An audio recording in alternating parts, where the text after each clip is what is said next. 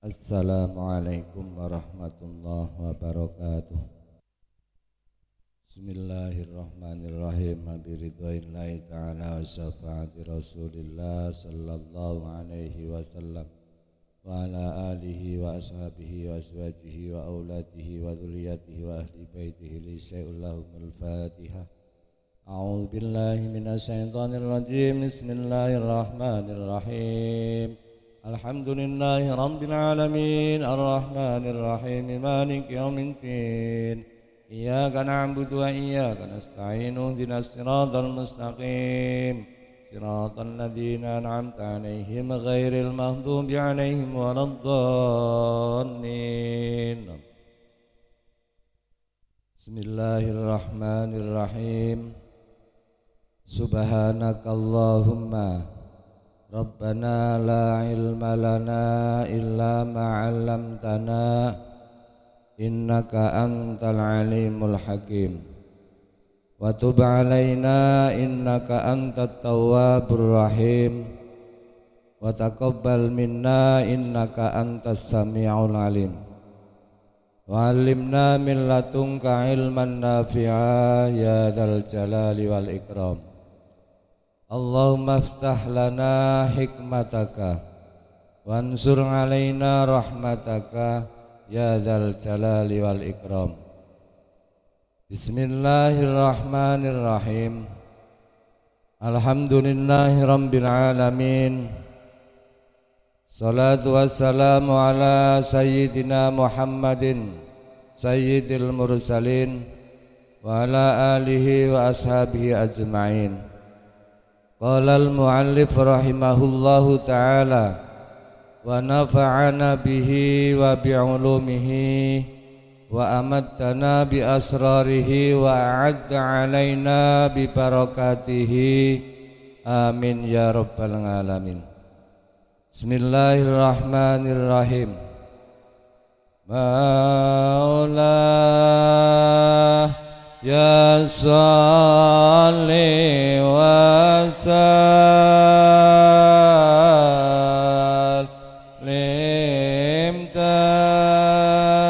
iman abada ala ambi khairil khalqi kullihim huwal habibul ladzi turja syafa'atuh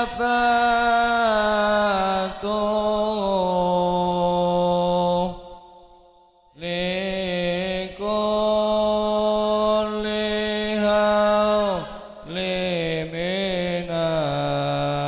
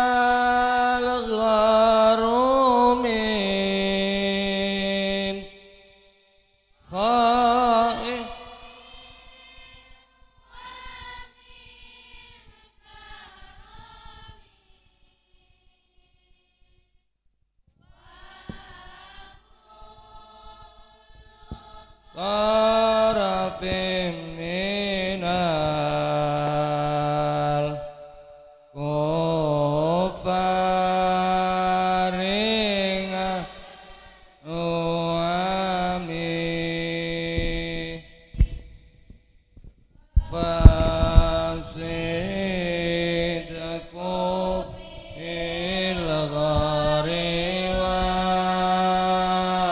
ghariwal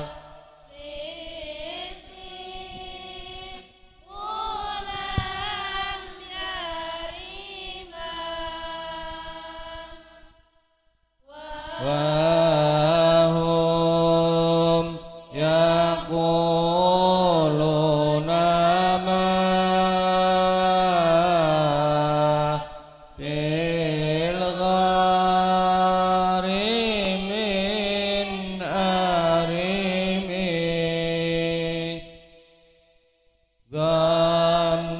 dhannul hamama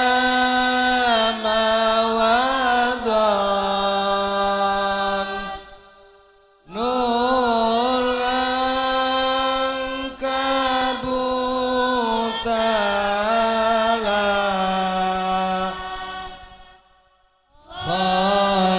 khairil bariyatina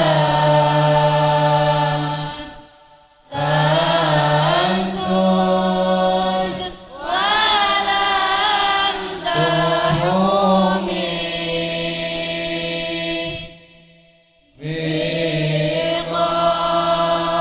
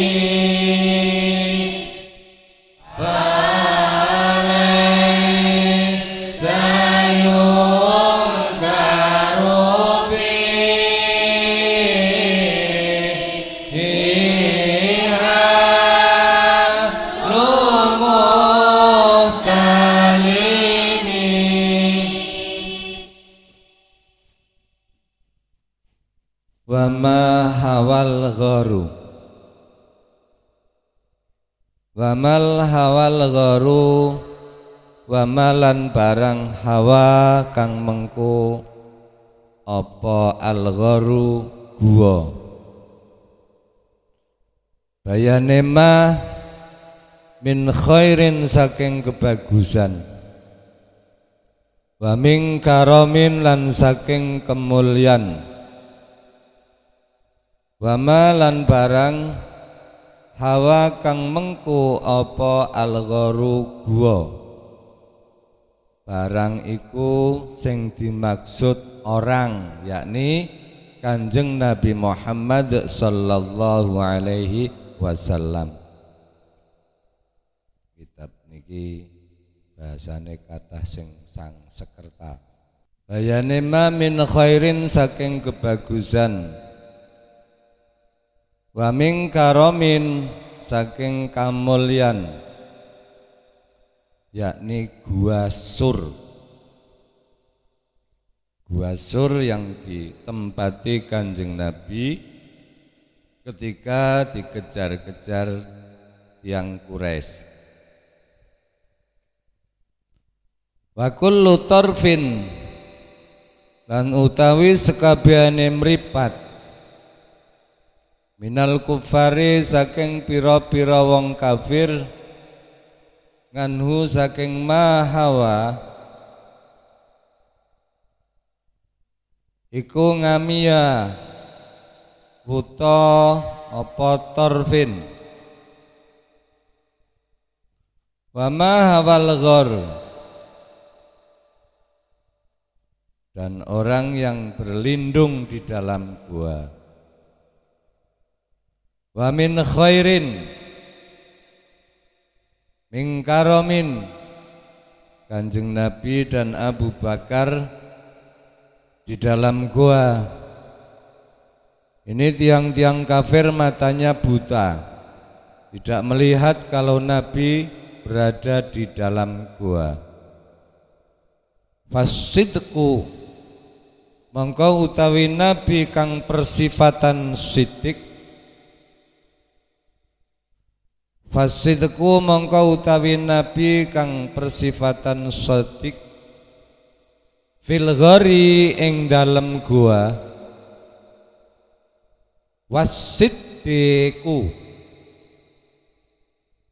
lan Abu Bakar Siddiq sing ngajeng fasidku sing wingking wasiddiku sing ngajeng fasidku mongko utawi Nabi kang persifatan sodik fil ghari ing dalem gua, wasiddiku lan Abu Bakar Siddiq iku lam yarima ora lunga sapa asidku lan siddiq. Asidku Kanjeng Nabi sing wingking Abu Bakar. Orang-orang kafir matanya buta tidak tahu padahal Kanjeng Nabi masih di dalam gua. Abu Bakar Siddiq juga masih di dalam gua oleh karena matanya buta, tidak tahu. Wahum utawi kufar iku yakuluna padha ngucap sapa kufar ma bi'il ghari ora ana iku kang ing dalem guwa, ora ana iku ing dalem guwa sapa min arimin saking wong swiji. Orang-orang kafir mengatakan tidak ada siapapun di gua, padahal Nabi di dalamnya. Abu Bakar juga di dalam karena mereka tidak melihat. Dhannul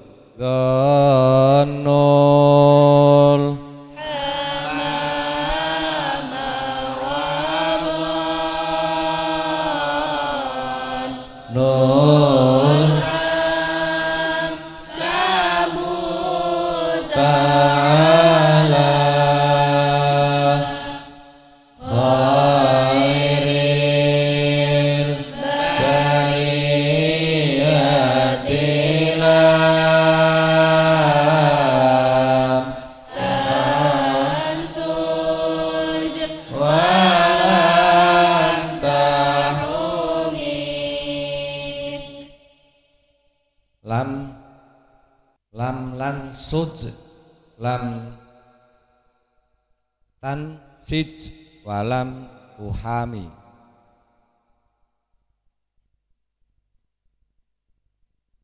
Lam suj lam tansij walam tuhumi. Dhannu padha nyono sapa kufar, orang-orang kafir menduga al-hamama ing manuk dara. Manuk dara niku merpati. Wa dhannu lan nyono sapa kufar al-ngangkabuta ing laba-laba. Kemlandingan lah nak cara mriki nggih. Kala monggo. Iku lam tansuj ora nenun sarang. Lam nansuj lam tansij walam tuhumi. Ora nenun sarang walam tuhumi lan ora mabur apa jamam hamam. Karena orang-orang kafir menduga Nabi itu tidak ada di dalam, Abu Bakar tidak ada di dalam. Buktinya burung merpati ada di situ, tidak terbang. Burung merpati malahan ngeremin doge, ngeremi telurnya, bahasanya asik. Seandainya di dalam ada orang, mesti burung merpati itu terbang. Dan buktinya lagi pintu gua penuh dengan jaring laba-laba. Seandainya di dalam ada orang, pasti jaring laba-laba itu rusak. Buktinya jaring laba-laba itu masih utuh memenuhi gua. Sehingga orang kafir menduga di dalam gua tidak ada siapa-siapa. Wiqayatullahi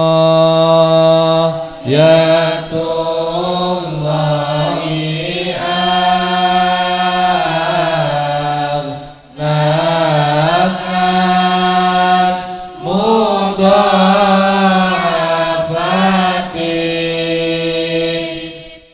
minan turu'i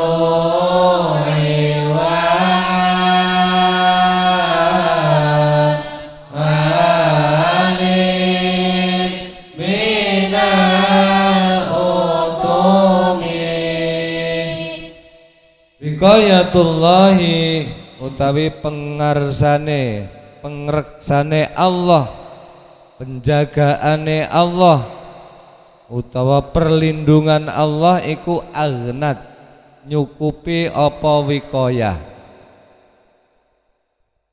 Ngan mudha'afatin saking tikel-tikel utawa dobel-dobel utawi rangkep-rangkep minat durungi saking klambi baja, klambi kere, baju kere cara zaman perang.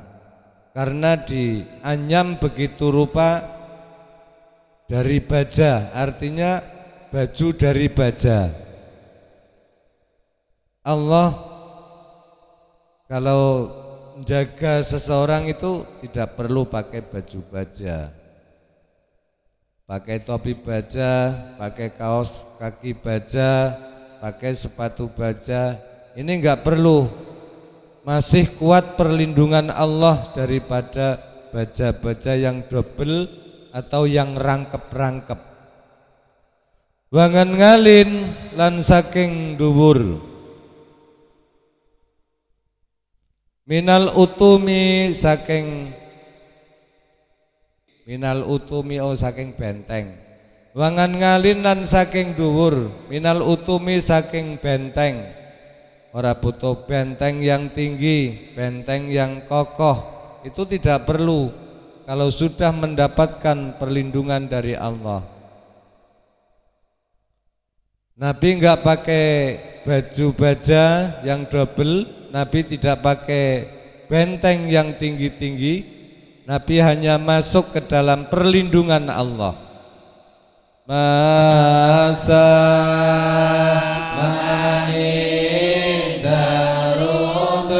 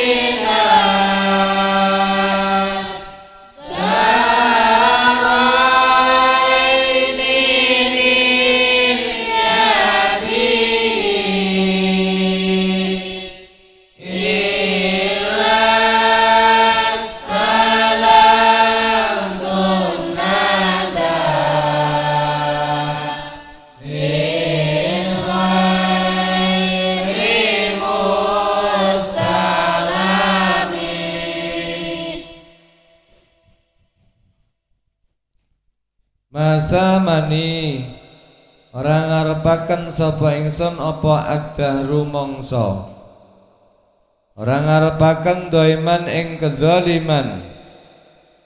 Wastajartu lan jaluk tulung sapa ingsun bihi kelawan nabi illa waniltu angin merkoleh sapa ingsun jiwaron ing pertolongan minhu saking kanjeng nabi. Lam yudom kang ora den ino apa jiwaron kalau pada suatu masa aku didolimi, ya didolimi apapun, didolimi musuh, didolimi dulur, didolimi teman, kemudian aku mohon pertolongan kepada kanjeng Nabi, pasti aku akan mendapatkan pertolongan. Di mana pertolongan itu tidak akan hina. Wala tamastu lan ora nyuprih sapa ingsun hinat daraini ing kecukupan dunya akhirat. Kalau aku berusaha memperoleh kebahagiaan di dunia dan akhirat, min yatihi saking astone kanjeng Nabi, ilas talam tu angin nompo sapa ingsun. Nompo itu mendapatkan annada ing peparing min khairi mustalami saking luwe bagus-baguse wong sing dijaluki peweweh. Min khairi mustalami saking luwe bagus-baguse wong sing dijaluki peweweh. Jadi setiap kita mohon pada Allah, cukup di dunia, cukup di akhirat, bahagia di dunia, bahagia di akhirat, niku lewat tangan Nabi. Artinya bertawasul datang kanjeng Nabi. Bijahi nabiyika Muhammadin sallallahu alaihi wasallam. Ini aku pasti mendapatkan pertolongan dari sebaik-baik yang dimintai tolong. Sapa yang sebaik-baik yang dimintai pertolongan inggih menika Allah Subhanahu wa taala. Jadi kalau memohon bertawasul pada kanjeng Nabi, makanya Nabi mengatakan tawassalu bi wa bi ahli baitihi ilallah wa innahu la yuraddu silum bina. Tawassalu bertawasullah kamu sekalian bi dengan aku, wa bi ahli baitihi dan dengan ahli baitku, fa innahu karena la yuraddu tidak akan ditolak, mutawassilun orang yang bertawasul bina dengan kami.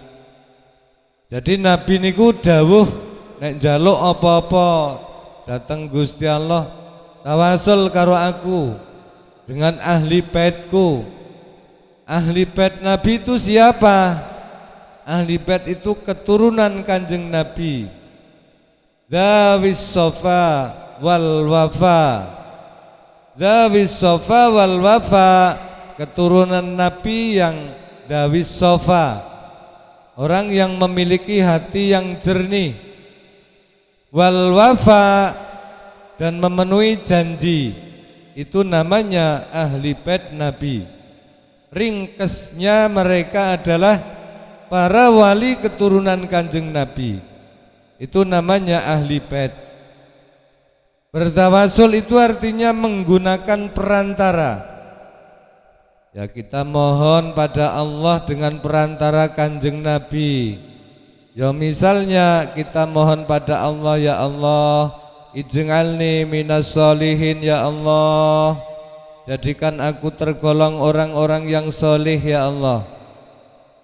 Wa'tini ilman nafi'a mubarakan ya Allah, dan berikanlah aku ilmu yang manfaat dan barokah. Caranya bertawasul bijahi nabiyina Muhammadin sallallahu alaihi wasallam, dengan bijahi. Dicatat Kang, sampai nanti sugih ngilmu nek mung didengarkan tok ora ditulis kok lalen. Jadi kamu harus mohon pada Allah, mohon jadi anak yang soleh, mohon punya ilmu yang manfaat barokah, mohon ibu bapaknya mudah cari nafkah, ya mohon pada Allah agar dilancarkan usahanya. Bapak dan ibu ini perlu, jangan sampai kesempatan yang indah ini tidak sampai gunakan ngindongo. Kesempatan yang indah ini di dalam sampan lagi tolabul ilmi niku masa-masa yang mustajabah. Gunakan yang terindah untuk minuwun datang Allah. Kalau berdoa maka bertawasul, membuat perantara dengan Kanjeng Nabi. Nabi dan ahli bait, kamu jangan henti-hentinya memohon pada Allah, ya Allah ampuni segala dosa dan kesalahan kami ya Allah. Ya Allah jadikan aku anak yang soleh. Ini penting, jangan kesempatan ini kamu sia-siakan. Ya Allah berilah aku ilmu yang bermanfaat barokah. 3 itu penting Kang. 1, ya Allah ampuni segala dosa dan kesalahan kami. 2, ya Allah jadikan kami anak yang soleh.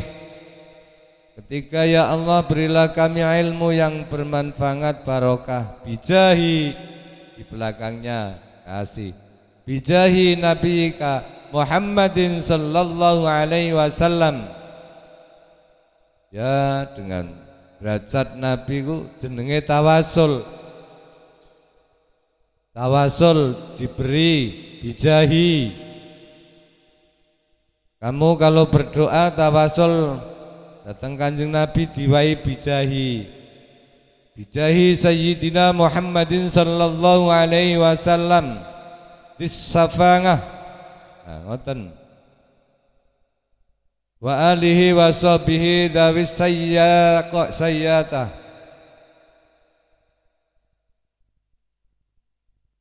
Nabi, keluarga Nabi, sahabat Nabi yang mempunyai sayyatah. Bijahi Sayyidina Muhammadin sallallahu alaihi wasallam dis-safa'ah wa alihi wa sahbihi dawis sayyakah. Sayyatah kederajatan, kepangkatan. Qala Sayyidina al-Ghausil Azam Sultanil Auliya Syekh Muhyiddin Abdul Qadir Al-Jailani dil karamah. Ya ini namanya tawasul. Atau bikaramati waliyika Syekh Abdul Qadir Al-Jilani, juga itu yang namanya tawasul. Kalau kamu ke makamnya misalnya Sunan Ngampel, habis donga ya bijahi Sayyidina Muhammadin sallallahu alaihi wasallam bikaramatihi waliyika Mbah Sunan Ngampel, ya niku itu namanya ahli bait Nabi, karena keturunan Nabi yang dis-sofa wal wafa. Makanya Syekh Abdul Qadir Jailani berani-beraninya mengatakan, idza sa'altumullah fas'alu bi. Jika engkau memohon kepada Allah, maka mohonlah lewat aku. Artinya dengan perantara aku. Karena apa? Karena Syekh Abdul Qadir Al-Jailani itu adalah dzurriyyah Rasul yang dis-sofa dan wal wafa. Makanya bisa digunakan untuk bertawasul. Begitu pula kalau aku didolimi siapapun, didolimi seseorang, kemudian kalau aku mohon pertolongan dengan lewat Nabi, dengan tawasul pada Nabi, itu pasti aku mendapatkan pertolongan. Setiap aku mohon kepada Allah kebahagiaan dunia dan akhirat lewat tangan Rasul, itu pasti akan menerima pertolongan. Sebaik-baik orang yang dimintai pertolongan. Faedah,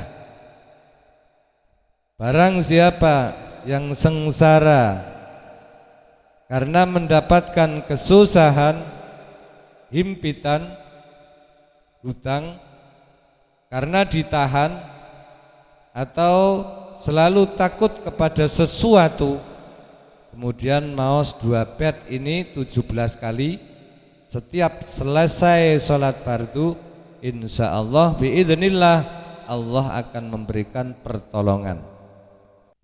Sing bed wau masamani la tungkiri wahyani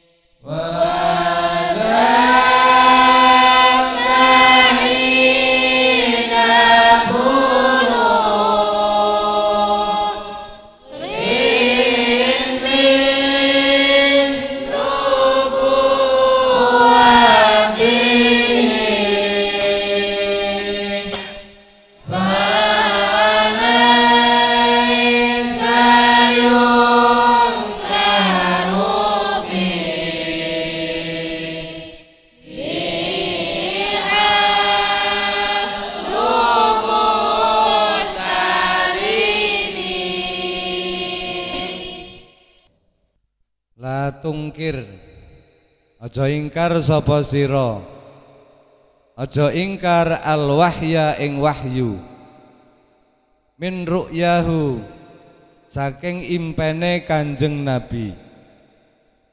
Jangan kau ingkari wahyu yang dari impen, karena Nabi menerima wahyu yang pertama ini atau pertama kali adalah merupakan impian, impen atau lewat mimpi. Kenapa enggak boleh ingkar? Innalahu, temen stune Kanjeng Nabi iku kolban, penggalih. Penggalih itu hati atau manah. Idza namat, tatkalane turu apa al-ainaini, meripat loro. Lam yanam, mongko ora sare apa kolban. Jangan kau ingkari wong ngimpi. Wong ngimpi kok kanggo gandolan. Nek zaman riyen nggih lain ya. Orang yang seperti Nabi atau di bawah Nabi, para wali-wali itu ngimpinya nggih mesti bener. Ora kaya Kang Imam ngimpi ketemu Dracula keproh isuk-isuk sarunge. Itu ngimpinya nggih ngimpi apa?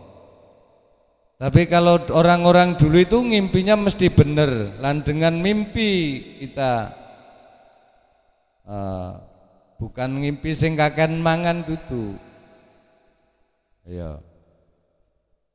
Kita ngimpi kakan pentol, ngimpine nggih rumangsane nggih lemamen ndase sepentol-pentol, basa dideleng pentole ora ana. Nah iku jenenge ora temenan ngimpine. Bolak-balik kok ngimpi ngising bae, kapan ngimpi ngising duwite ilang. Ini kalau kita yang ngimpi, ora iso dipercaya 100, kecuali dengan syarat-syarat tertentu. Mimpinya orang yang soleh itu nilainya itu sama dengan 1/46 wahyu. Tulis, mimpinya orang yang soleh itu nilainya sama dengan 1/46 wahyu. 1/46 wahyu orang yang soleh kalau bermimpi. Orang zaman dulu itu ngimpi ketemu Allah. Mimpi ketemu Allah. Kalau zaman dulu itu ngimpi ketemu Nabi.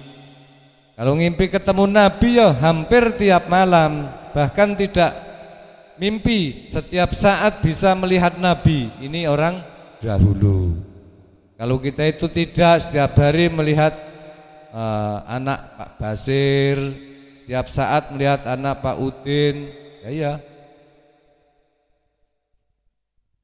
Kalau dulu itu ketemu Allah. Ya, Imam Ahmad Ibnu Hanbal itu sering ngimpi ketemu Allah. Sampai selama hidupnya 100 kali mimpi ketemu Allah.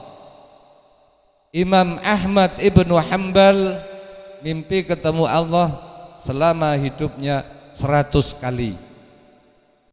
Ketika mimpi bertemu Allah, beliau bertanya, "Ya Allah, ibadah apa yang paling baik diamalkan orang?" Allah menjawab, "Membaca kalamku." Artinya membaca dawuh-dawuhku, yakni membaca Al-Quran. Itu paling baik. Jadi Imam Ahmad Ibnu Hanbal bertanya dengan faham atau tidak faham, baik faham atau tidak faham. Paham tambah saya, tidak paham tidak apa-apa. Itu adalah ngamal yang paling baik. Sahabat Mu'ad bin Jabal derekna Kanjeng Nabi tindakan. Tapi tidak hanya Mu'ad, ada teman yang lainnya di tengah perjalanan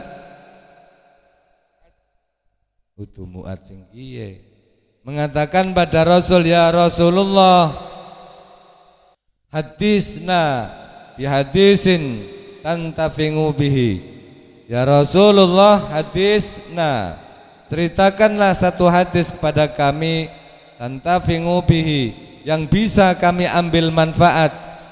Ya sambil berjalan, jaluk dawuh, jaluk pesan-pesan, jaluk wasiat, minta diceritani hadis yang bisa diambil manfaat. Terus Nabi mengatakan, "Idza aradtum ngaisas sungada."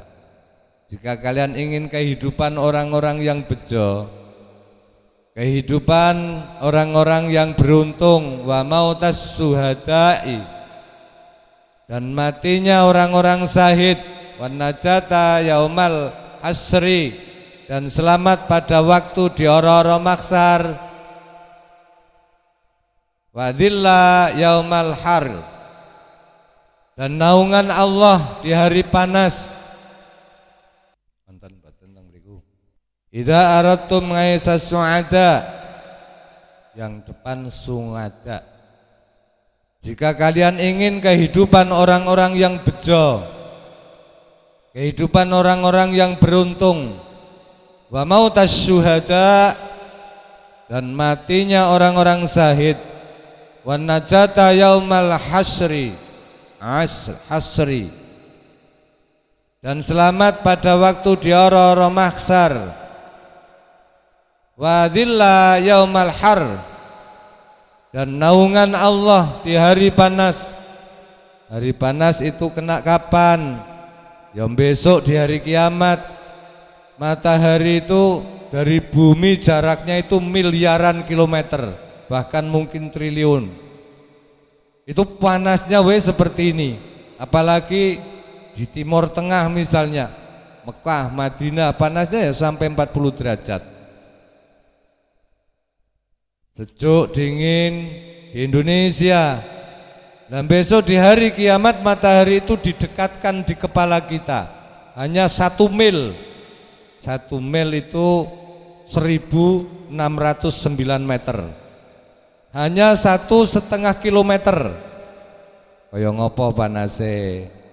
Wong triliunan kilometer saja panase kaya ngene. Kalau besok didekatkan hanya 1,5 kilometer. Kaya ngopo? Itu namanya Yaumal Hars, di mana dinane panas. Ini besok akan dapat naungan Allah. Dawuhe Kanjeng Nabi, in aradtum ngaisas su'ada, jika kalian ingin kehidupan orang-orang yang bejo, kehidupan orang-orang yang beruntung, wa mautas syuhada, dan matinya orang-orang syahid, wan najata yaumal hasyri, dan selamat pada waktu di padang mahsyar, wa dhilla yaumal harur, dan naungan Allah di hari panas, al-huda yaumud dhalalata, petunjuk pada hari kesesatan.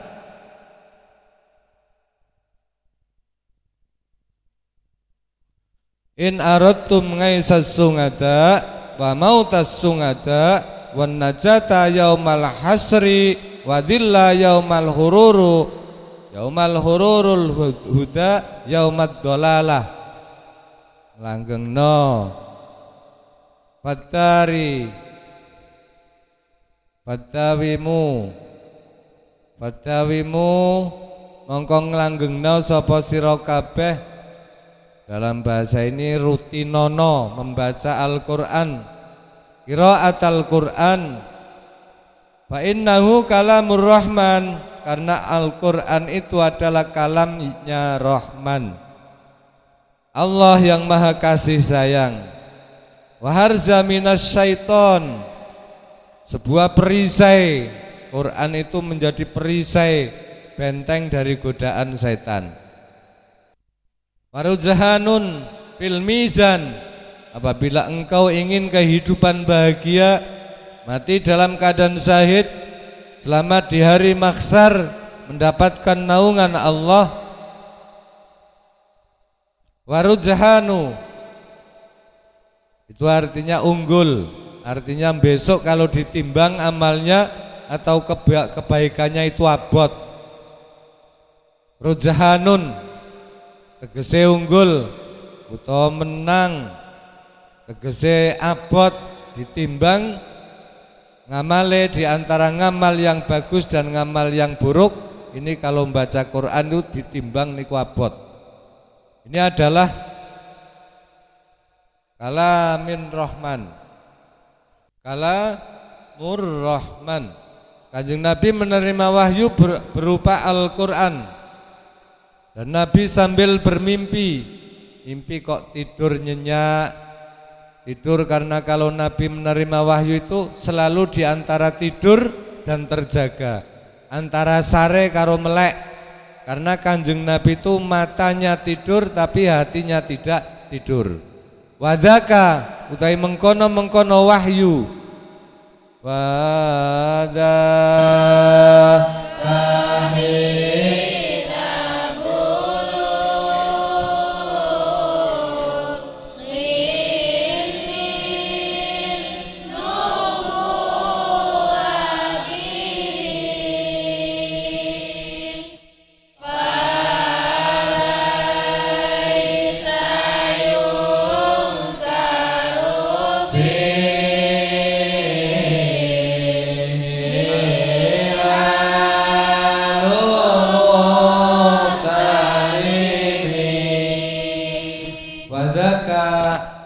lan mengkono wahyu yang diterima Nabi sambil tidur itu hina bulughin.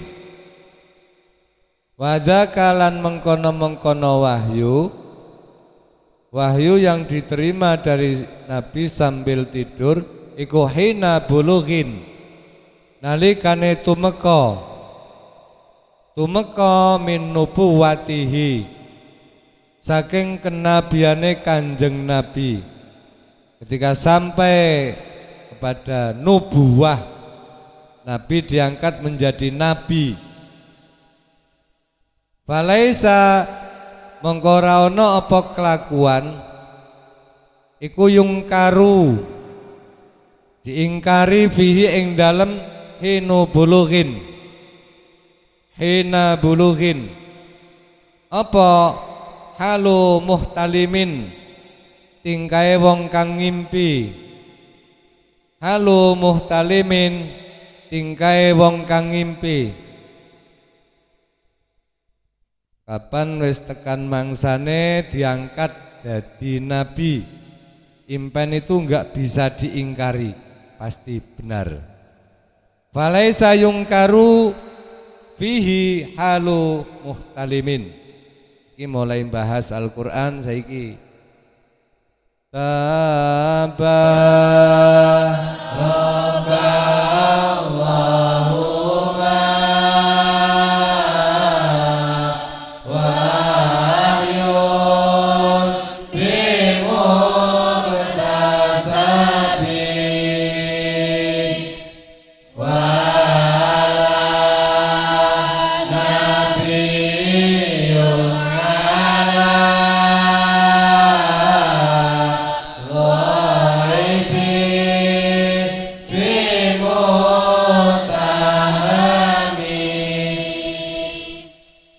Tabaraka Maha Agung sapa Allah, atau tambah-tambah barokahe sapa Allahu Gusti Allah. Mawahyun ora ana apa wahyu iki bimuktasabin lawan digoleti, iku bimuktasabin kelawan kena digoleti, bimuktasabin kelawan kena digoleti. Nek wahyu niku mboten saged digoleti. Misale Kang sampean puasa terus tirakat terus salat puasa sampai gegere bongkok, puasa nganti awake niku merit kaya senar misale. Ngopo kowe Kang puasa terus nganti gering kaya ngene? Aku pengin entuk wahyu. Oh, wahyu ndasmu. Ora iso. Wahyu itu hanya untuk nabi. Kok pengen wahyu itu loh. Ini ada orang yang begitu pengen barang gaib, tirakat, akhirnya ditipu oleh iblis.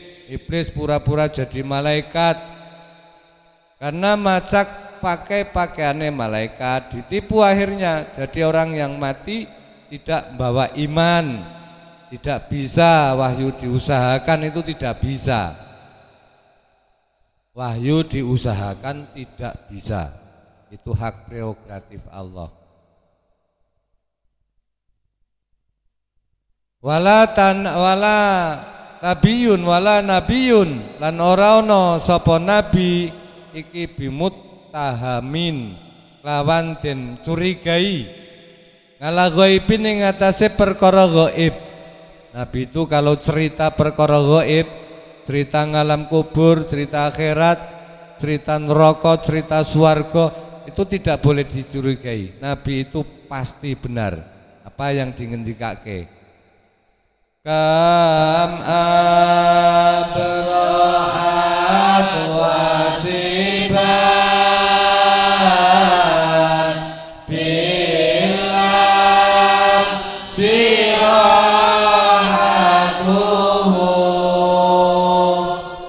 wa laqad ariban mirib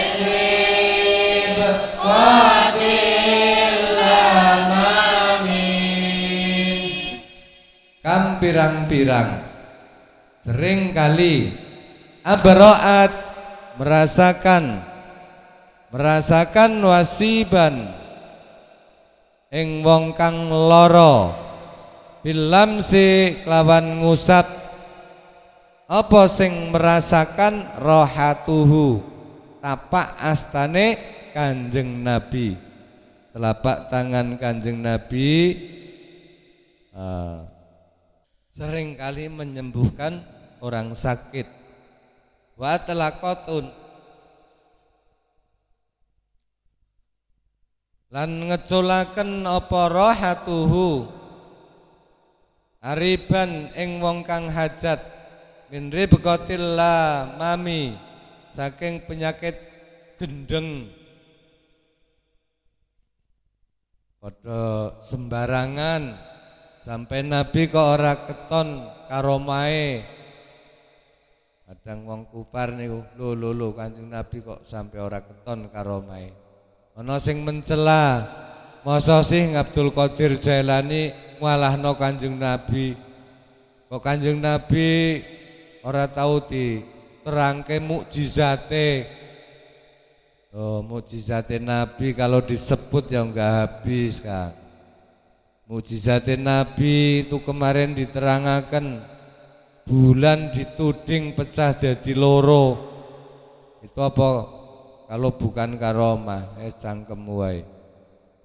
Kidang cangkeme karo trenggiling cangkeme, kidang karo cangkem trenggiling niku diusap nang astane Kanjeng Nabi, langsung asyhadu annaka ya Rasulullah. Ana unta sakit greges, unta iki kademen malaria mbok. Ya Rasul, kula sakit panas. Masya Allah, Kanjeng Nabi ngendika, ambungen sikilku. Unta ngambung sikile Nabi, langsung waras. Sahabat pas perang Badar sahabat kedua matanya kena tumbak, motone metu kantil-kantil nanggon pipi. Bola matane niku kawer-kawer nanggon pipi. Ya Rasulullah, istriku masih mencintai aku, katanya. Loh, bagaimana rasanya istriku kalau melihat aku seperti ini ya Rasul? Langsung Nabi nang Kanjeng Nabi bola matane ku dilebokaken blung ngoten lho. Langsung waras, tidak kelihatan ada bekas goresan tumbak. Kanjeng Nabi pernah karena susah Siti Fatimah gak maem 3 hari, Hasan kali Husain tidak maem 3 hari. Kalau Fatimah sih nggih sudah dewasa, tapi Hasan Husain kan masih cilik. Kanjeng Nabi keluar dari rumah Fatimah sambil meneteskan air mata. Nabi berjalan melaku terus, tidak karuan arahnya. Akhirnya sampai di kebun kurma. Ada orang Badui, Arabi Badui ini nyirami batang kurma. Ambil air dari sumur, timbunnya besar, disiramkan batang kurma. Terus Nabi tanya, ini kebun kurmamu ya? Iya. Orang Badui belum kenal dengan Nabi. Lu kok disirami sendiri? Tidak ada yang mau jadi kuli siram, jadi buruh kayak Kang Reza, ndak ada. Nabi bilang kalau aku mau gimana? Kalau aku daftar di tukang siram, ya monggo. Ongkosnya berapa? Nek ngambil 1 timbo yang besar buat nyiram batang kurma, ongkosnya 3 butir kurma. Sak timbo iku lho, ongkosnya niku meng 3 butir. Langsung Nabi jadi kerja buruh nyiram. Padahal Nabi kalau mau mengatakan gunung jadi emas, langsung jadi emas. Tapi Nabi enggak mau. Batu jika Nabi mau jadi permata, itu langsung jadi permata. Tapi Nabi juga tidak mau. Nabi memilih kerja jadi tukang buruh siram kebun. Untuk walung timbon dilalat timbone pedot. Orang Badui marah-marah. Tukang buruh goblok, timbone malah dicemplung ke sumur. Pipinya Nabi ditempeling plak-plak sampai membekas jari jemarinya si Badui. Nabi enggak marah, tapi Nabi tersenyum. Angger nangnyong ya iya kayak tempeling. Nek kamu sing ditempeling ya ngamuk. Padahal karo kanca dhewek ya Saya ambil timbonya dari sumur, Nabi masuk sumur mengambil timbo. Habis itu timbonya diberikan kepada orang Badui. Ya saya cukup sekian. Akhirnya dihitung berapa timbo. Kanjeng Nabi bilang 8 timbo Pak.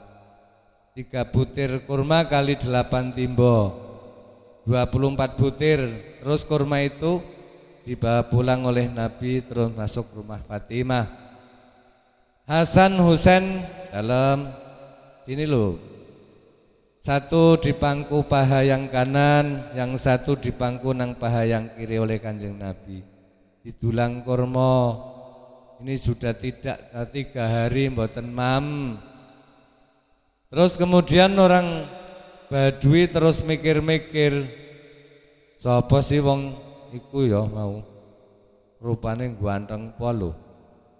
Ora ana wong sing gantenge kaya ngono, tak tempeling ya malah guyu mesem. Iku sapa ya? Kok ora kaya tau weruh aku. Ana wong liwat numpak unta niku. Mudhun Kang. Saya mau tanya. Ada orang yang modelnya begini wonge ganteng brewoken. Tadi tak tempeling kok senyum. Enggak marah. Oh, iku. Sapa Kang ngerti pora? Itu namanya Muhammad Rasulullah. Oh, Muhammad Rasulullah nggih. Kurang ajar tanganku ya. Tanganku nek ngeplak Rasulullah besok mesti neraka iki. Tanganku tak ketrok wae. Ketrok bul tangane sing nggo nempeling Kanjeng Nabi. Diketrok dewek. Besok nek mlebu neraka kowe tok lho, awakku aman, ora katut. Wong jaman biyen sih sekolah SR mbok. Yang tangan sing nempeling Kanjeng Nabi tangane diketrok. Wis diketrok duntalke ngesuk kowe sing mlebu neraka, aku ora awakku. Nah niku. Nah, ya kowe sing diketok mlebu nang neraka, awakku ora melu mlebu ora katut. Akhire tangane sing ditugel iku digawa Nabi. Nanggone Kanjeng Nabi mau datang mriku niku teng daleme Kanjeng Nabi niku ketemu Abu Bakar dan Umar. Ada Muhammad Kang. Mau apa? Aku ingin ketemu beliau. Digawa Abu Bakar sowan nang Kanjeng Nabi. Ya Rasul, ini orang pengen ketemu. Siapa ini? Apa betul kamu yang namanya Rasulullah? Ya betul. Kalau kamu memang Rasulullah, aku sing nempeleng sampean wingi. Oke, tanganku tak tugel supaya besok jika mlebu neraka ming tanganku tok, awakku aman.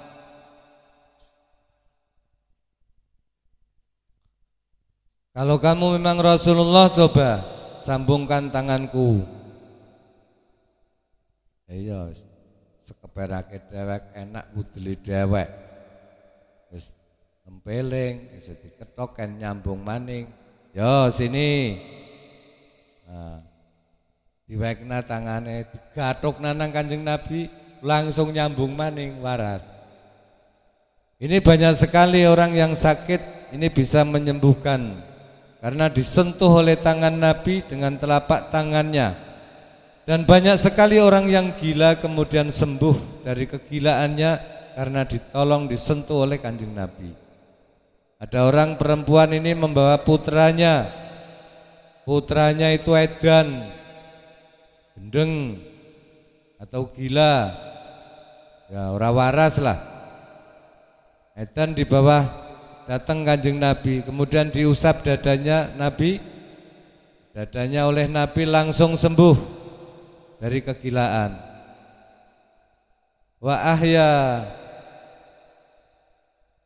Wahyatis sanatas subah tangautuhu wa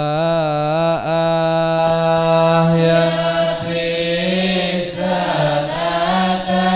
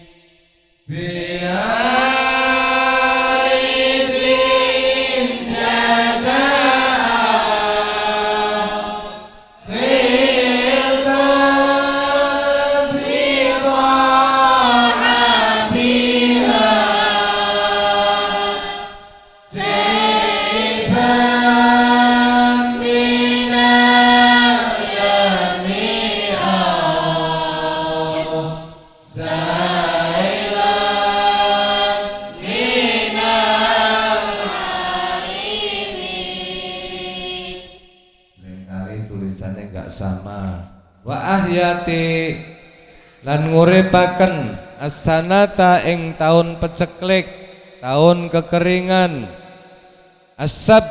as-sahba'a ing kurang udan, apa sing nguripaken dakwatuhu pendongane Kanjeng Nabi.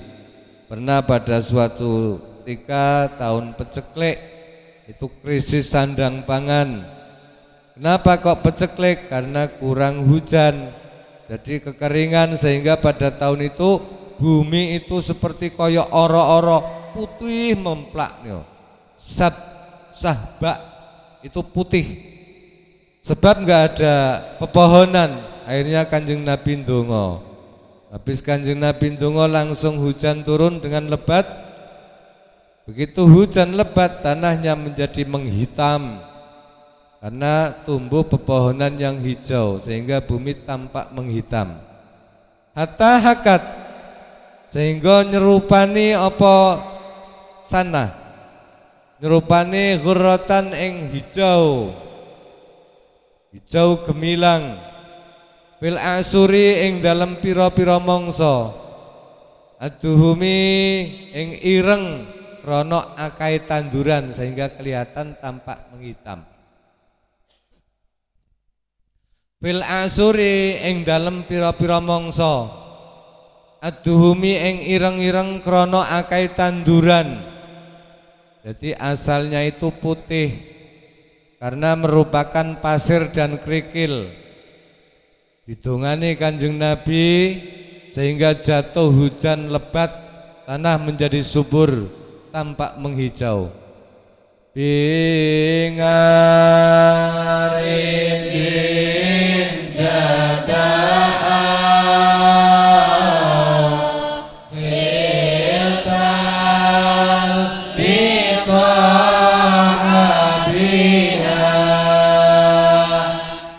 saiban minal yami'a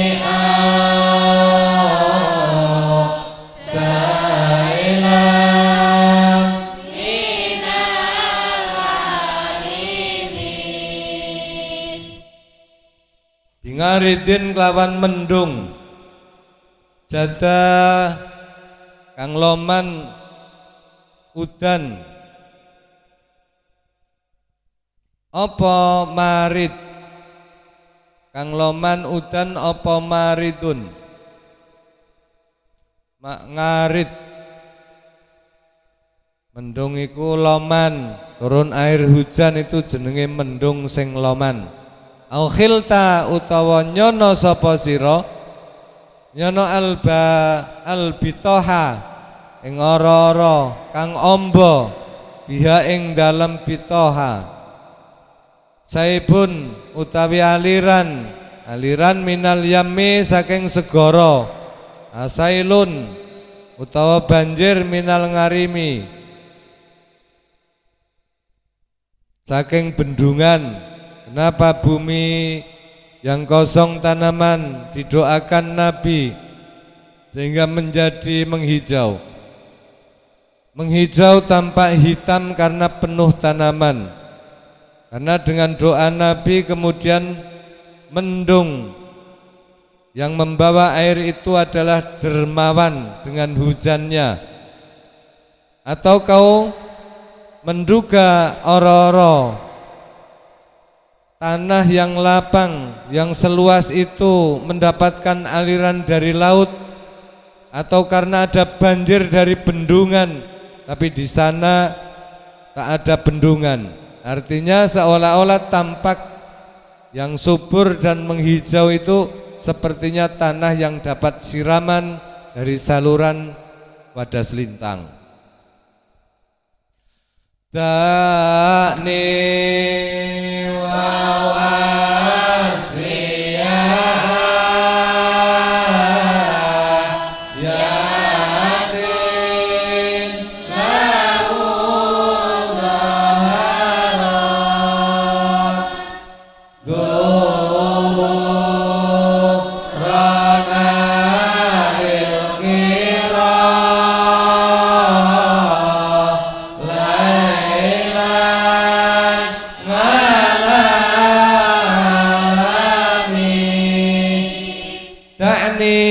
ninggalo sapa sira ing ingsun wa wasfiya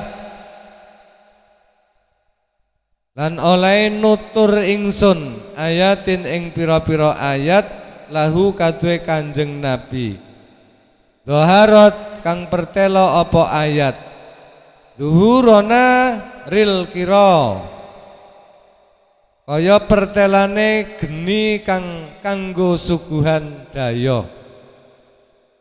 Saya baca pelan-pelan, memang burdah niku maknane angel Kang. Lailan ing dalem wengi ngalang-alamin ing atase dhuwur gunung. Biarkan aku menceritakan tanda-tanda yang tampak padanya seperti api untuk penerangan tamu di waktu malam yang nampak di atas gunung yang tinggi. Tanda-tanda kenabian Rasul, tanda-tanda kebesaran Kanjeng Nabi itu tampak sekali. Tanda-tanda kenabiannya, tanda-tanda kerasulannya itu tampak sekali.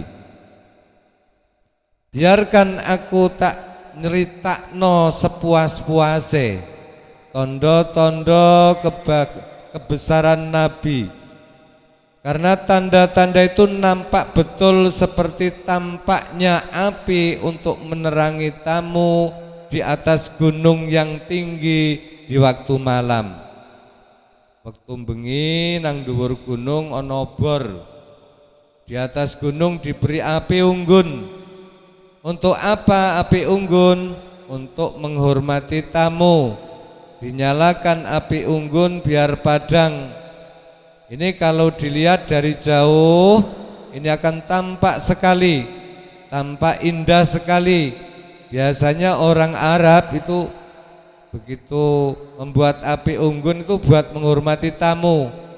Ya karo masak nila nang kono Arab, makan-makan bersama.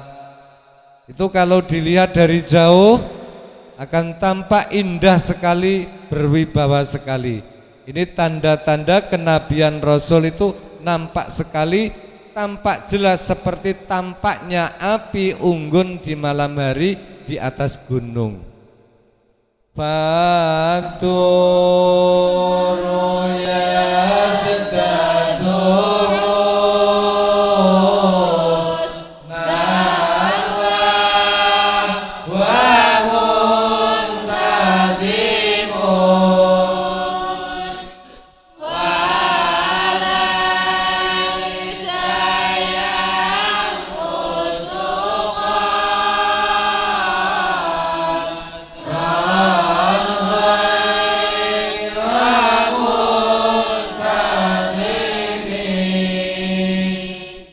mutiara itu semakin bertambah keindahannya ketika tertata rapi dalam ikatan benang.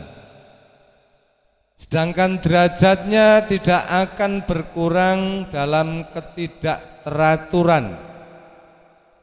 Mutiara itu nampak direnteng, sing rapi akan nampak indah, memukau. Apa maneng nek nggo kalungan gadis cantik, ayu pisan. Gadisnya cantik, kalau tersenyum giginya seperti permata, motone kaya motone pediet. Wow. Bibirnya seperti paruh manuk glatik. Waduh Kang Kosin. Tangane gendewa kenintang. Gulune mangbulan-bulan. Lakune kaya jerapah ngono lho. Jadi mutiara itu kalau direntengi itu nampak indah. Nampak indah sekali. Sendirian itu direntengi pun indah, dewekan dia tetap indah. Itu kalau mutiara. Walaupun sendirian itu tidak akan mengurangi keindahannya itu kalau namanya mutiara. Beda karo tasbihmu. Tasbih kayu itu iso indah itu mergo direntengi. Ya payu didol. jajal copot siji payu sablindi didol mboten payu. Tapi kalau mutiara sekalipun siji tok niku ya tetap indah. Sekalipun hanya satu dijual ya tetap laku dan larang regane, apalagi kalau direntengi. Jadi Nabi itu seperti itu, seperti mutiara. Fadurru mongko utai mutiara iku yasdadu, tambah-tambah apa dur. Apane? Husnan baguse. Wa huwa utawi hale utawi dur iku muntazimun, direntengi. Ini menambah keindahan. Tapi walaisa lan ora ana apa saein iku yang kusu suda apa dur. Walaisa lan ora ana apa saein iku yang kusu suda apa dur. Apane qadron derajate ghairu muntazimin ale ora direntengi. Jadi mutiara itu kalau direntengi tambah indah. Seandainya tidak pun direntengi, itu pun tidak berkurang nilainya, keindahannya atau mahalnya.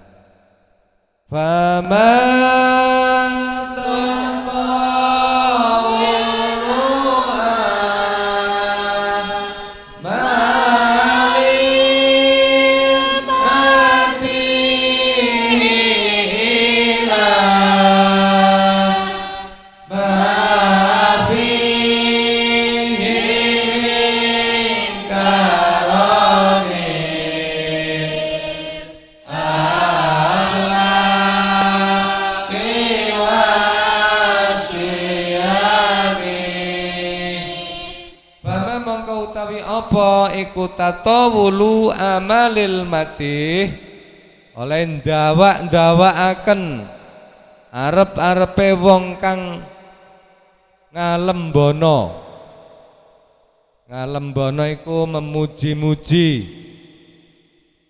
Tatawulu amalil matih oleh ndawak-ndawakaken arep-arepe wong kang ngalembono. Ngalembono iku memuji-muji ilama maring barang fihi kang iku ing dalem ma ming karamil akhlaqi utawi budi pekerti kang mulya wasiyami lan watek kang mulya. Tatawulu iku ngarep-arep sing didawak-dawakno. Tawul iku asale iku dhuwur. Tatawulu iku apa karo tatawulu ya petungul iki bahasane apa ya? Tatawulu petungul. Misalnya ana Kiai Iqbal ya lagi ngedumi kitab misalnya sing cedak karo Pak Kiai Iqbal niku diwahi kitab terus sanding-sandinge kitab kenalane iku rada adoh misale Kang Nuruddin mandan adoh pengen diwahi dengan petungul ngoten lho. Nah, keton dase tunggal ben keton. Nah ini namanya tatawulu, petungul lho. Ben diwahi ana sing ora sronto, saya yai belum tatawulu, itu asalnya petungul ngono. Masa dimaknani petungul ya segenah kaya niku kok. Iku tatawulu ndawak-ndawakke arep-arep wong kang ngalem maring Kanjeng Nabi. Ngarepaken napa? Min karimil akhlak. Jadi akhlak sing bagus. Kemudian watak yang bagus itu yang dimiliki Kanjeng Nabi. Dari petungul tegese ngarep-arep nang Kanjeng Nabi biar ketok, biar mendapatkan barokah dari Kanjeng Nabi. Tapi tentu saja enggak akan bisa mencapai seperti sifatnya Nabi. Enggak akan pernah bisa. Ayat irfan.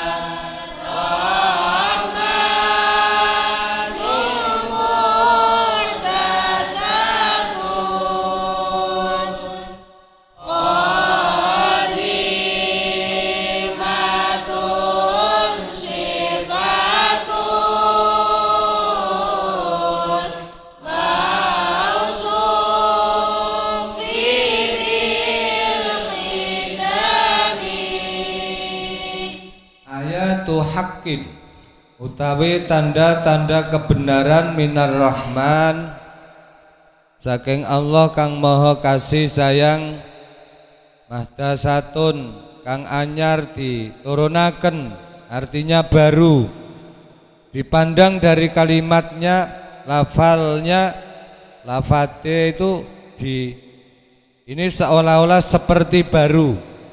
Yang dimaksud baru itu apa? Baru itu yang tadinya tidak ada kemudian ada.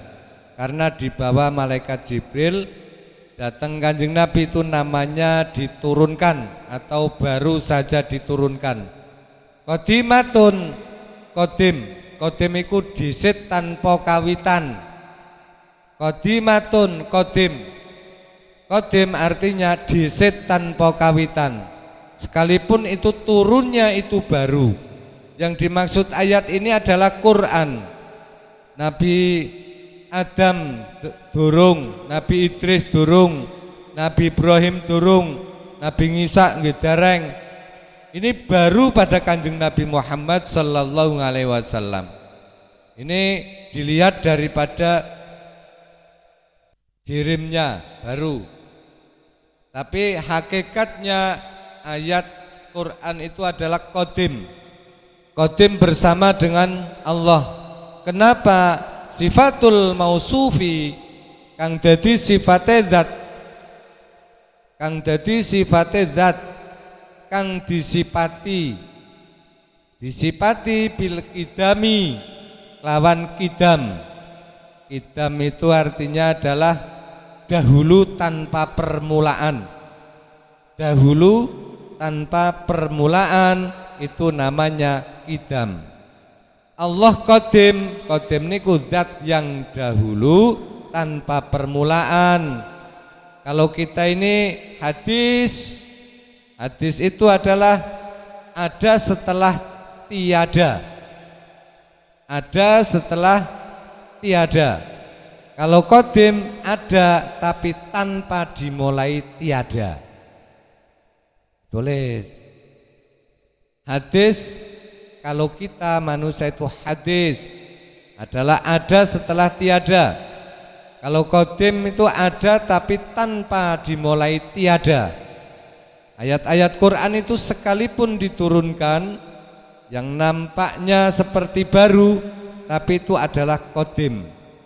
Makanya itu Qadim karena itu adalah sifatnya Allah yang disifati Qidam.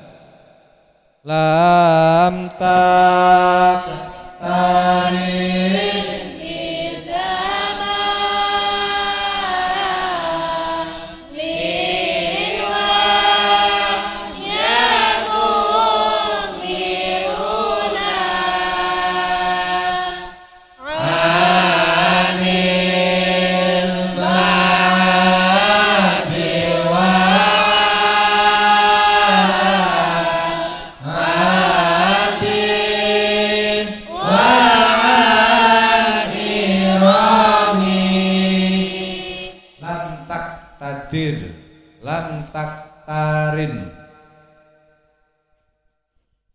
Lam taktarin ora bebarengan nopo ayat. Yang dimaksud di sini itu ayat Al-Qur'an.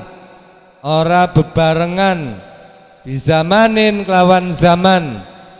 Ora bebarengan yang Qadim niku. Jadi sing diturunaken sakniki niku anyar.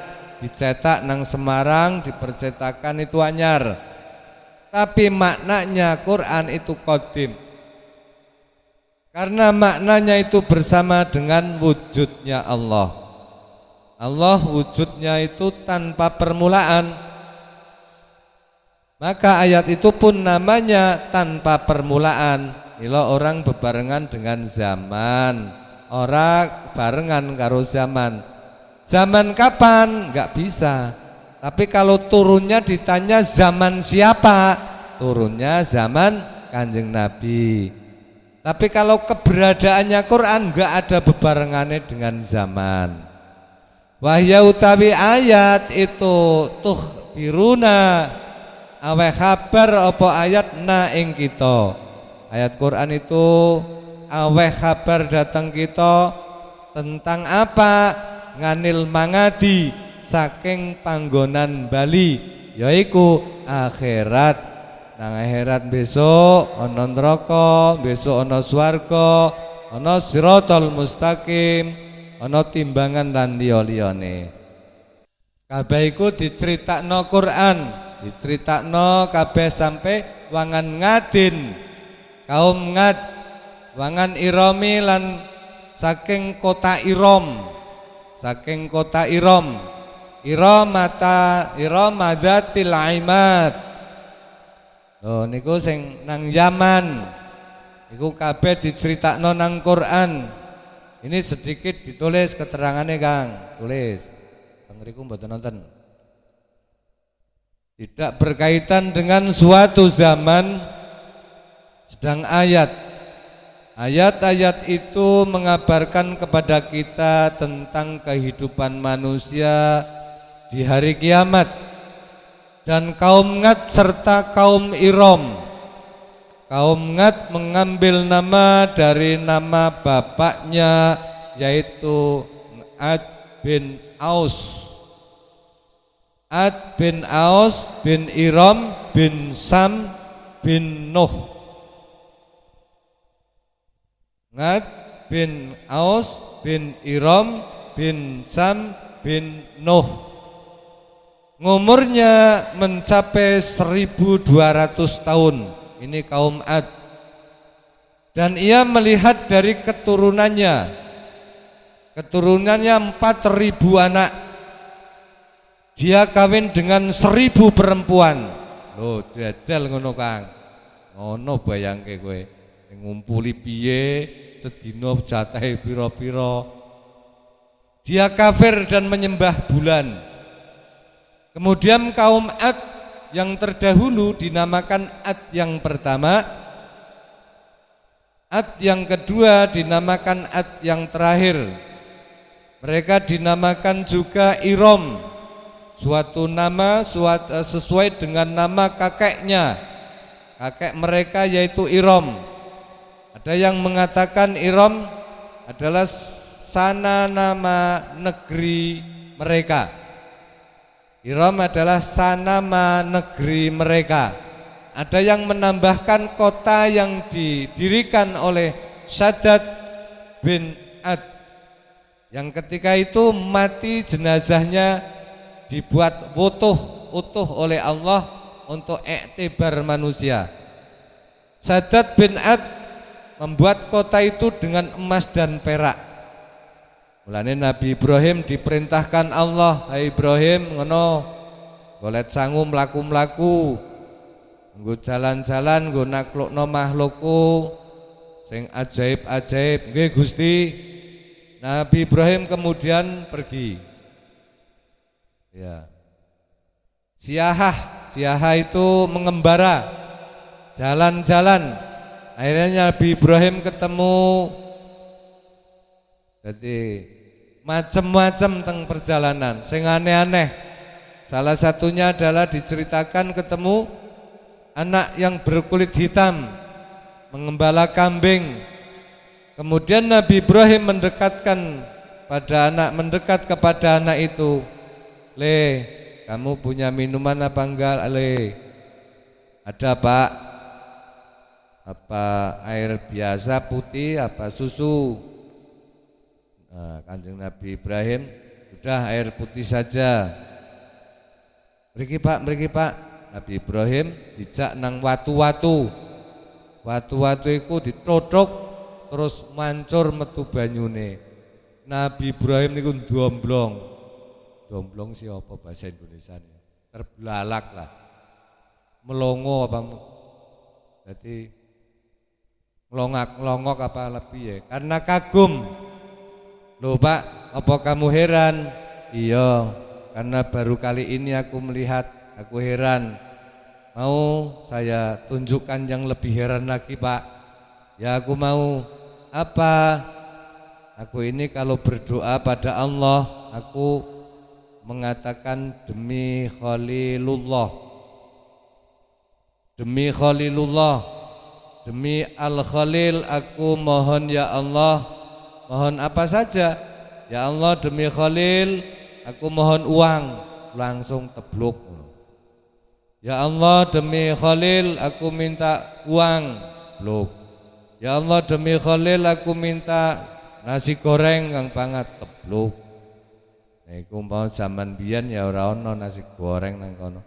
Nabi Ibrahim delak-delek siapa ya? Weruh iku sih. Tapi kamu nak tahu namanya Khalil? Enggak, orang ngerti. Kamu doa pakai Khalilullah. Kamu tahu artinya Khalil? Tidak tahu Pak. Saya tidak tahu artinya Khalilullah. Allah saya tidak tahu. Katanya Allah itu punya kekasih Al-Khalil. Kekasih Allah namanya siapa? Ya enggak tahu. Begini nak, kekasih Allah itu aku, namaku Ibrahim Khalilullah. Loh, kok sampean? Iya, anak yang berkulit hitam itu kaget, bulek langsung pingsan modar. Mati niku. Bareng mati itu terus ono badai, sinar, bukan badai debu tapi bukan. Di atas wer nang plek nang jenazah iku. Bocah iku langsung hilang. Nabi Ibrahim kagum, lah kok ditarik nang dhuwur apa ambles bumi mau ya? Ora genah. Sudahlah Ibrahim tinggalkan. Kamu naik ke gunung sana. Kemudian Nabi Ibrahim jalan lagi. Maring gunung nang juritan ya. Di sana ada rumah. Di dalam itu ada gorden. Gorden itu kaya tempat tidur yang indah, diberi spray sutra. Di atas itu ada mayat atau jenazah. Jenazah itu lah wong sing jeneng jenazah ya wong wis mati lah. Jenazah itu diberi perhiasan 70 macam perhiasan. Perhiasan yang indah-indah. Ono kalung, ono gelang, ono mahkota, sampai 70 macam. Tempat tidurnya di belakang ada tulisan. Kalau dibaca tulisannya begini: aku adalah Saddad bin Ad. Saddad anaknya Ad. Ad iku berusia 1000 tahun. Aku pernah perang dan menang 1000 kali. Aku menikahi 1000 gadis. Aku diberi anak 1000 laki-laki. Aku bangun kota Iramadatil Ngimad. Aku mengumpulkan harta keseluruhan. Kemudian aku sakit. Setelah aku sakit, aku mengumpulkan dokter seluruh dunia. Saddad bin Ad ini pernah jadi raja seluruh dunia. Tidak hanya satu negara tok, tapi seluruh dunia. Dikumpulkan harta. Setelah aku sakit, aku kumpulkan dokter sedunia untuk mencegah kematianku. Akhirnya toh aku mati juga. Siapapun yang melihat jenazahku, jangan sampai tergoda dengan dunia.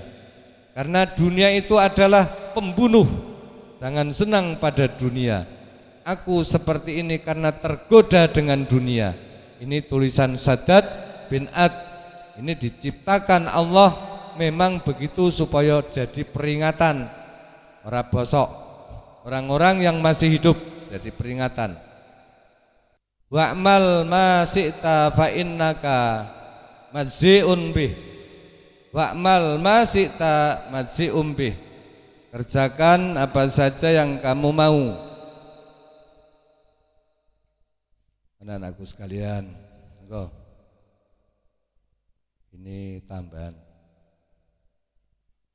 Yang kamu silakan wa'mal masita fa innaka majzi'un bih. Wa'mal masita majzi'un bih.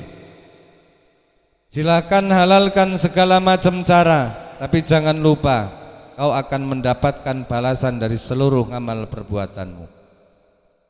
Wahbib masita fa innaka mufarikuhu. Dan cintailah apa saja yang mau kau cintai. Kau cintai anak istrimu, monggo. Kau cintai harta bendamu, nggih, monggo. Kau cintai tanah airmu, tafadhol.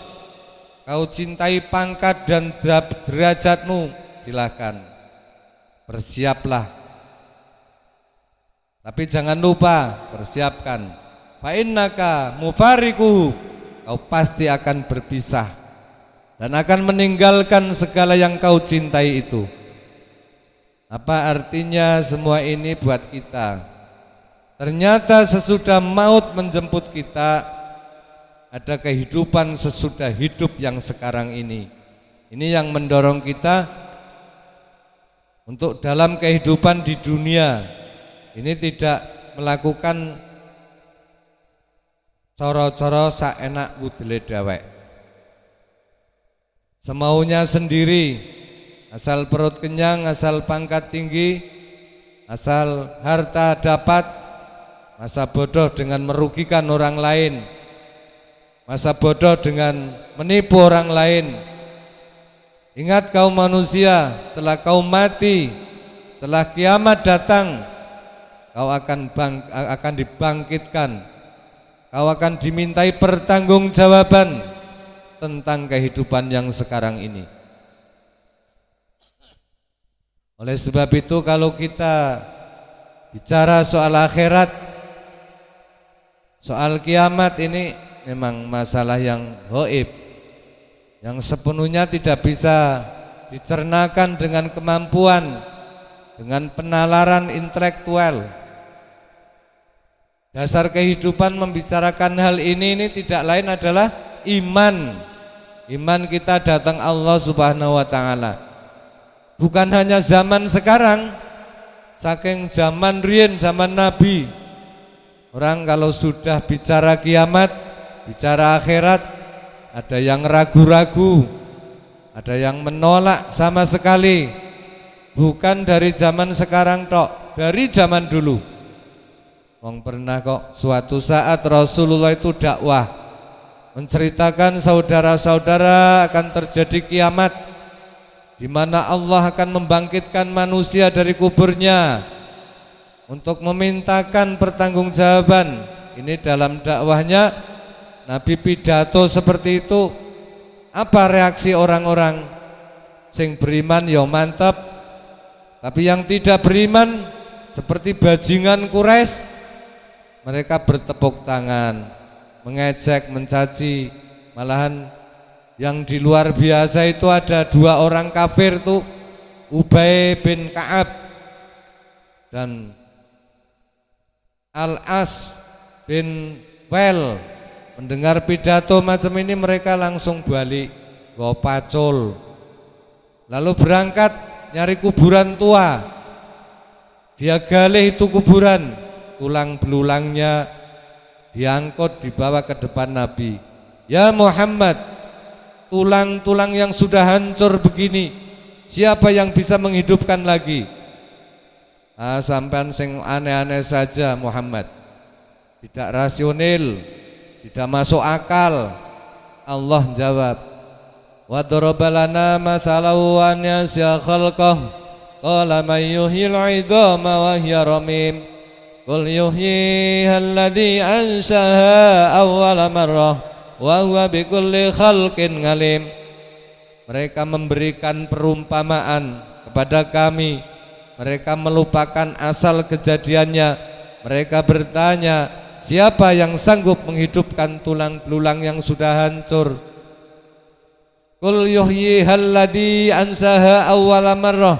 Katakan kepada mereka Muhammad, yang akan menghidupkannya adalah Dia yang telah menciptakannya pertama kali dulu.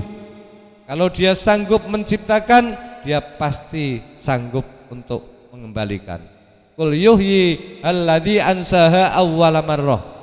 Sanggup lagi untuk mengembalikan reproduksi ciptaan itu seperti sedia kala. Yang paling kasihan yang ragu-ragu. Akhirnya itu ada orang percaya ragu kiamat itu apa ada apa enggak sih. Lantaran ragu-ragu terombang-ambing antara harapan dan putus asa, antara kenyataan dan harapan, antara kenyataan dan idealisme. Ada yang buta sama sekali 100% terhadap keadaan-keadaan yang sudah mati. Perhatian mereka hanya tercurah kepada kehidupan sebelum mati. Yang mereka perhatikan siang dan malam tidak lebih daripada urusan perut. Pergi pagi pulang sore, beras keringat banting tulang, ya tetap nggo weteng. Soal makan, soal minum, soal pakaian, soal kendaraan, soal rumah tangga, soal anak, soal istri, yang mereka pentingkan hanya soal-soal ekonomi. Untuk soal-soal yang kayak gitu tok. Habis seluruh waktu untuk memikirkan meningkatkan ekonomi. Kadang-kadang kurang tidur, kurang istirahat, hanya mikirkan kerjaan. Peteng niku ana sing lapak, ana pot, hingga mereka lupa ngaji, lupa jamangah, idak boto. Kadang-kadang sampai terjadi stres, penyakit darah tinggi, ono sing ginjal, ono sing lever, gendut. Untuk memikirkan hal-hal yang semata-mata karena dunia saja. Lantas boleh jadi mereka mendapatkan kekayaan yang melimpah, mendapatkan kedudukan yang tinggi, nama yang semerbak mewangi, dikenal banyak orang. Tetapi alangkah kecewanya mereka dikala ajal menjemput nyawa, mati mereka meninggalkan harta yang banyak, nama yang masyhur, mereka disebut dengan jasa-jasanya. Tetapi dalam pada itu roh mereka merintih, mengeluh, menderita karena dilemparkan oleh Allah ke tempat yang kotor, penyesalan yang sudah tidak akan ada gunanya lagi. Oleh karena itu kehidupan akhirat bukanlah dongeng belaka, bukan tahayul, bukan khurafat dan hayalan. Kehidupan akhirat, hari kiamat adalah kebenaran dan kepastian. Allah ngendika dalam surat Al-Hajj ayat 7, wa anna sa'ata ayatun la raiba fiha wa anna Allah yab'atsu man fil kubur. Sesungguhnya kiamat itu pasti datang, tidak ada keraguan, tidak ada keraguan padanya, dan sesungguhnya Allah akan membangkitkan siapapun yang ada di dalam kubur. Kalau kita sudah yakin kiamat suatu saat pasti adanya, akhirat sesuatu yang pasti adanya. Dari mana pembicaraan tentang kiamat itu mulai? Tentu dari diri kita sendiri. Marilah kita melihat proses perjalanan hidup ini sampai kita memasuki kiamat. Tidak ada makhluk secantik manusia. Sampean enggak percaya, coba sampean pernah neng kebun binatang Ragunan, masuk ke dalamnya, segala macam di situ niku wonten, ratusan macam wonten. Coba bandingkan dengan sampean, kira-kira cantik mana? Dan seluruh makhluk yang diciptakan Allah itu fi ahsani takwim, dalam bentuk yang paling sempurna. Sejak susunan biologis sampai kemampuan berpikir, biologis kita diciptakan begini rupa, diberikan 2 kaki untuk berjalan, 2 tangan untuk bekerja, diberikan 2 mata, dua-duanya di depan. Apa sampean pernah membayangkan jika mata yang satu di depan, yang satunya di belakang? Nah, pakul kacamata ora payu. Maka bersyukurlah kita semua lahir beriman, hidup dengan beriman, mati pun semoga kita tetap beriman. Dan semoga kita semua termasuk orang-orang yang dimuliakan Allah Subhanahu wa taala. Anak-anakku sekalian, dalam sebuah riwayat dikisahkan ketika itu baginda telah duduk berkumpul bersama sahabat-sahabatnya. Di antara para sahabat ada Sayyidina Umar, Sayyidina Utsman, Sayyidina Ali, Sayyidina Abu Bakar dan yang lainnya. Lalu kemudian baginda bertanya kepada para sahabatnya, "Wahai sahabatku, tahukah kalian siapakah hamba Allah yang mulia di sisi Allah?" Para sahabat terdiam. Lalu kemudian ada salah seorang sahabat berkata, "Para malaikat ya Rasulullah, merekalah yang mulia." Baginda berkata, "Ya, para malaikat itu mulia. Mereka dekat dengan Allah dan mereka senantiasa bertasbih, beribadah datang Allah. Tentulah mereka mulia. Tapi bukan itu yang aku maksudkan, sahabatku." Lalu kemudian para sahabat kembali terdiam. Tiba-tiba salah seorang sahabat kembali berkata, "Ya Rasulullah, tentulah para nabi. Merekalah yang mulia itu." Nabi Muhammad tersenyum. Baginda berkata, "Iya, para nabi itu mulia. Mereka adalah utusan Allah di muka bumi. Bagaimana mungkin mereka tidak mulia? Mereka mulia. Tapi ada lagi yang lainnya." Para sahabat kembali terdiam. Ternyata siapa lagi orang yang mulia? Hingga kemudian salah seorang sahabat berkata, "Ya Rasulullah, apakah kami sahabatmu ya Rasulullah? Apakah kami yang mulia itu ya Rasul?" Bayangkan anak-anakku, baginda memandang wajah sahabatnya satu persatu dilihat. Baginda tersenyum melihat para sahabat. Baginda berkata, "Tentulah kalian mulia. Kalian dekat denganku. Kalian membantu perjuanganku. Bagaimana mungkin kalian tidak mulia? Tentulah kalian mulia. Tapi ada lagi yang lain yang mulia." Para sahabat terdiam semua. Mereka tak mampu berkata apa-apa lagi. Lalu bayangkan, tiba-tiba baginda Nabi Muhammad menundukkan wajahnya. Bayangkan tiba-tiba baginda Nabi Muhammad menangis di hadapan sahabat-sahabatnya. Para sahabat pun bertanya, "Mengapa engkau menangis ya Rasul?" Lalu bayangkan baginda mengangkat wajahnya, terlihat bagaimana air mata berlinang membasahi pipi dan janggutnya.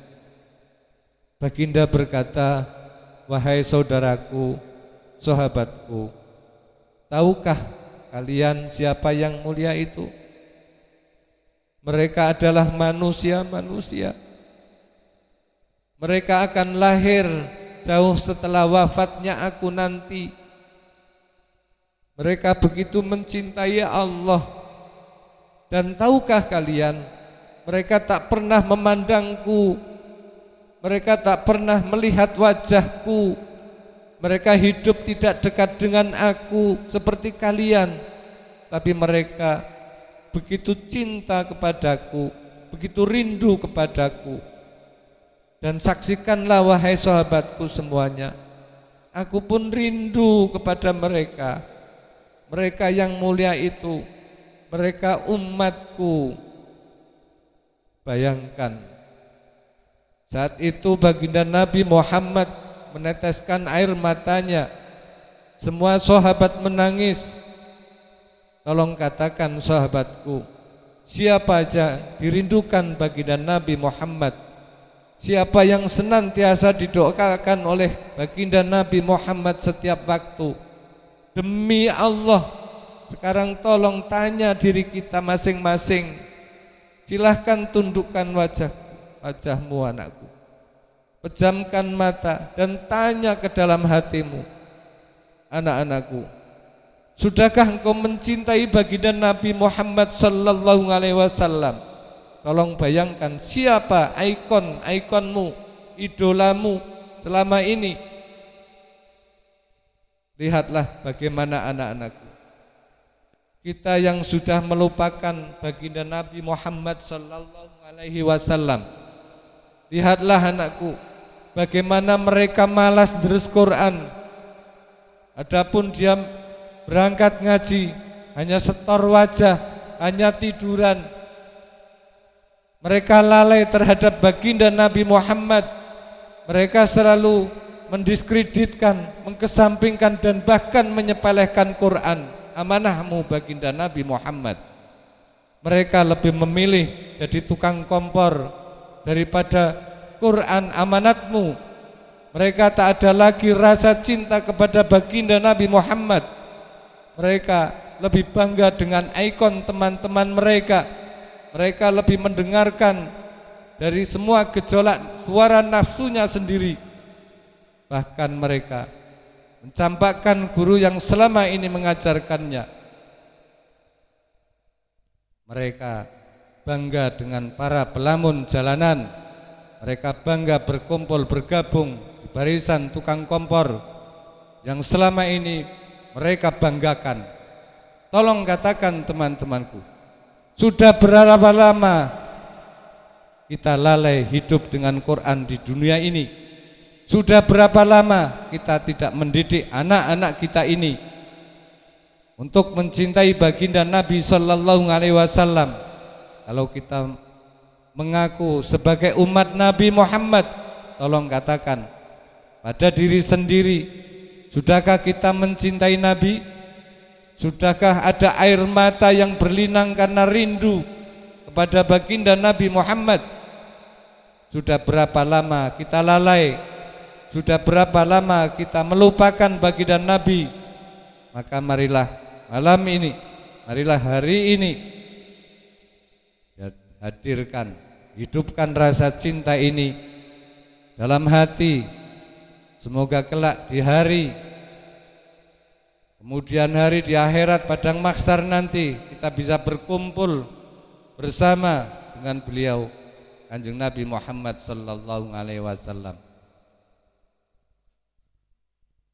Zuyyina lin-nasi hubbus shahawati minan nisa'i wal banini wal qanatiril muqantarah minadh dhahabi wal fiddati wal khailil musawwamati wal an'ami wal hars dzalika mata'ul hayatid dunya wallahu indahu husnul ma'ab.